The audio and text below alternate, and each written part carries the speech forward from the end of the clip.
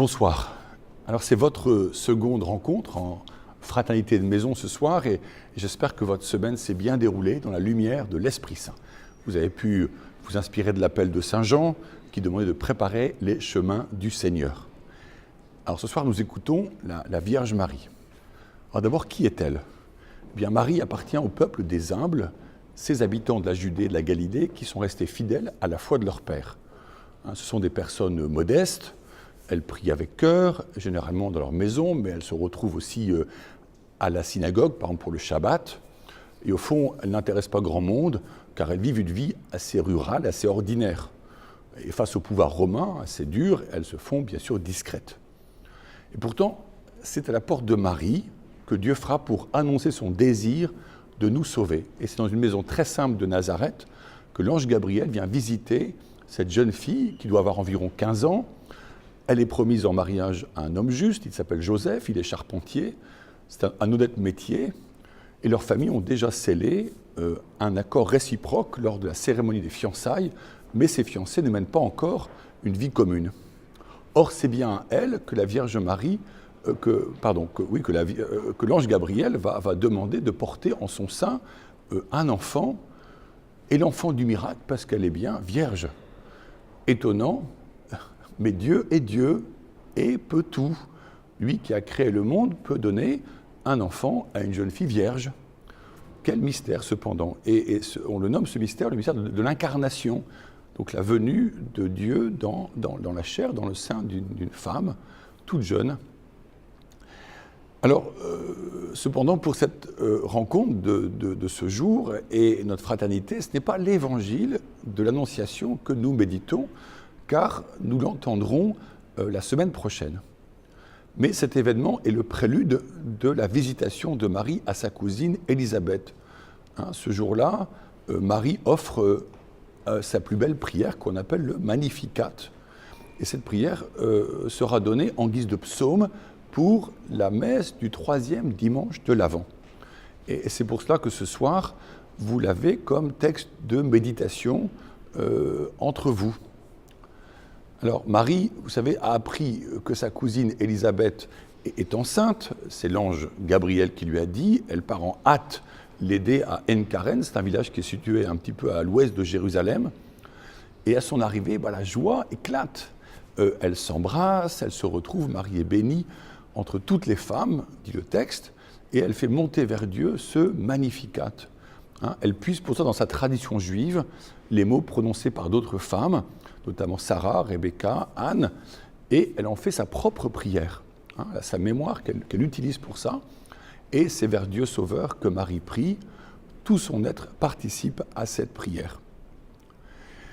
Dans ce Magnificat, Marie insiste sur l'humilité.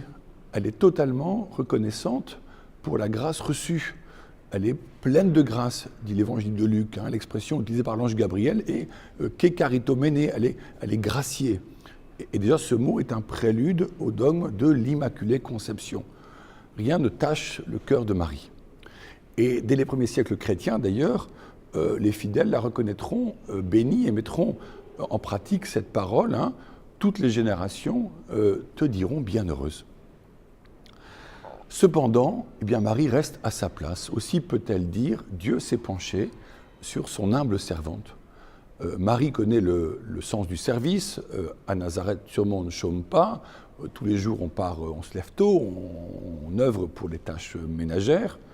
Mais Marie loue Dieu au quotidien, car elle sait qu'il prend soin des petits, laissant les riches à leurs affaires et parfois, du coup, à leur solitude. Dieu comble de biens spirituels les affamés. Alors, cet amour de prédilection pour les pauvres est affirmé. Et Jésus nous dira plus tard, venez à moi, vous tous qui peinez sous le poids du fardeau, et moi je vous soulagerai. Alors dans ce Magnificat, on peut regarder un peu les mots utilisés. Ce ne sont pas des injonctions ou des ordres, ce sont au fond des cris de joie. Et il y est fait mention de la volonté de Dieu, et celle-ci est liée à l'amour, car Dieu est amour, et ce qu'il veut de nous, ce qu'il veut, est forcément une expression de l'amour. Et Marie proclame « Il se souvient de son amour, de la promesse faite à nos pères en faveur d'Israël, son peuple. » Donc une promesse de vie, de salut, une promesse de pardon et de consolation, et son vouloir désire une communion d'amour entre nous et lui.